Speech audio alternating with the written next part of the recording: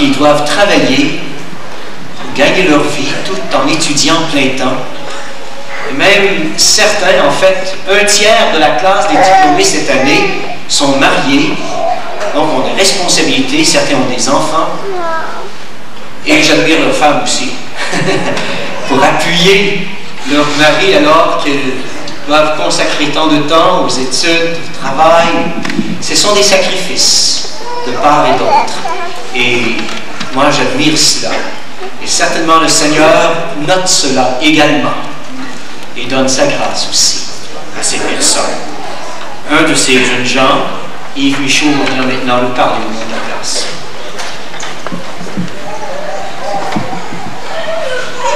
Merci pour cette belle présentation. Si vous permettez, je vais mettre ce micro à la hauteur de la situation. Je suis vraiment fier de pouvoir vous présenter ce groupe de finissants, les porteurs de vie. Et c'est grâce à un passage de la parole de Dieu que je voudrais débuter cette présentation. Tournons ensemble dans l'épître de Paul aux Romains, chapitre 10, verset 15.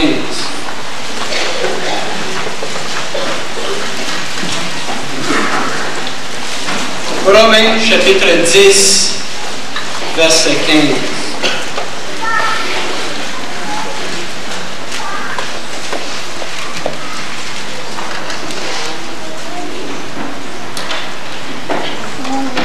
Et comment y aurait-il des prédicateurs s'ils ne sont pas envoyés, selon qu'il est écrit, qu'ils sont beaux les pieds de ceux qui annoncent la paix, de ceux qui annoncent de bonnes nouvelles. C'est dans cette ligne de pensée que le groupe de finissants choisissait le nom porteur de vie. Nous sommes appelés à annoncer la paix, à annoncer la bonne nouvelle. Évidemment, tous ne deviendront pas évangélistes, tous ne deviendront pas pasteurs, mais tous sont appelés à transmettre une parole accompagnée de grâce et assaisonnée de sel. Ceux qui ont cru ont vraiment cette responsabilité-là de l'évangélisation du monde, c'est-à-dire de la proclamation de la parole à ceux à qui elles sont destinées, c'est-à-dire aux habitants de la terre entière. Notez au verset 14 et 15 la nécessité et la beauté de l'œuvre missionnaire. Je lis ici: comment donc invoqueront-ils celui en qui ils n'ont pas cru? Et comment croiront-ils en celui dont ils n'ont pas entendu parler? Et comment entendront-ils parler s'il n'y a personne qui prêche? Et comment y aura-t-il des prédicateurs s'ils ne sont pas envoyés selon qu'il est écrit qu'ils sont beaux les pieds de ceux qui annoncent la paix, de ceux qui annoncent de bonnes nouvelles? Tous désirent vraiment que cette parole soit annoncée dans le monde entier selon l'ordre de notre Seigneur Jésus-Christ. Mais savez-vous qu'il y a vraiment un besoin dans le monde francophone? Il y a eu une conférence en 1986 à Amsterdam, et là il y avait 8000 prédicateurs venus de 170 nations différentes. Cet événement marquant a vraiment touché, a donné un dynamisme nouveau à tous les participants qui étaient là. Certaines réunions ont permis aux gens de vraiment s'associer selon leur propre langue.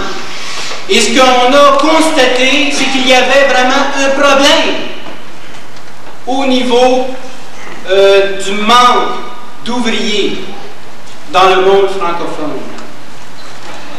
En effet, lorsqu'on a rassemblé les Français, les Belges, les Canadiens et les Suisses, on ne réussit pas à remplir une classe entière.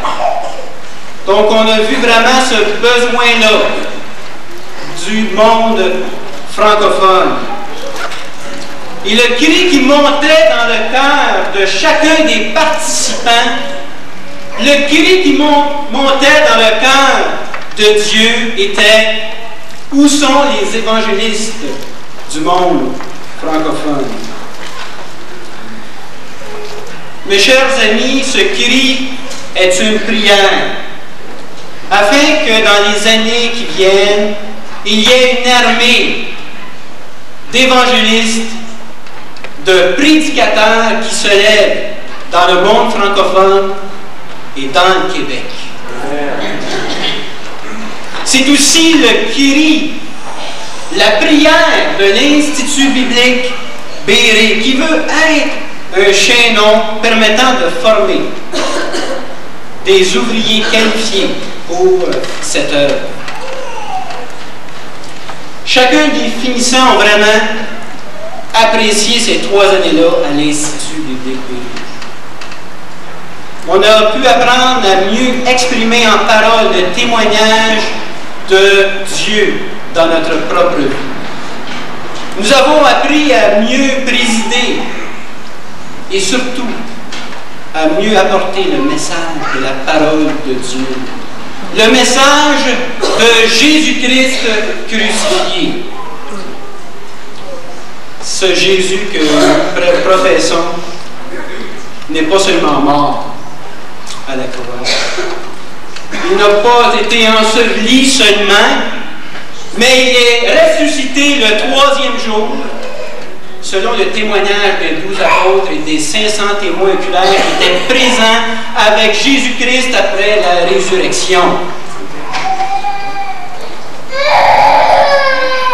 Les preuves ne manquent pas. Les preuves ne manquent pas de la mort de Jésus-Christ, mais également de sa résurrection. Ce sont des faits historiques qui se prouvent.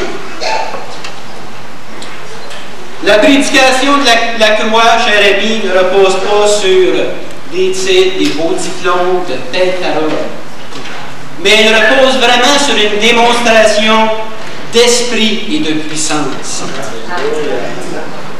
Et c'est de cette façon-là que nous voulons être remplis de l'Esprit de Dieu, remplis de la puissance du Seigneur. Gloire à Dieu. Les porteurs de vie désirent remercier Dieu qui a fait de nous ses propres enfants et qui nous apprend à faire sa volonté. Nous remercions également nos familles, parents, femmes, enfants qui nous ont supportés vraiment durant ces 3 années. Nous voulons remercier également le directeur de l'Institut biblique Béret, qui a toujours été présent lorsque nous avons eu des besoins.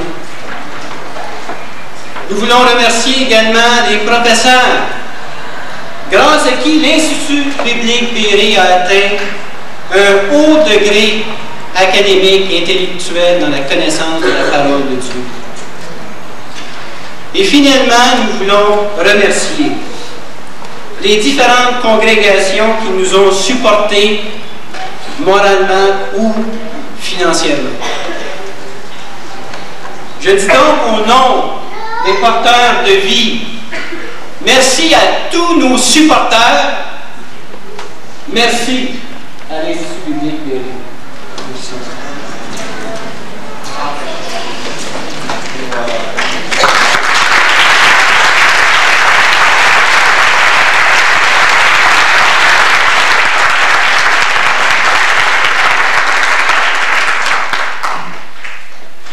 Seigneur.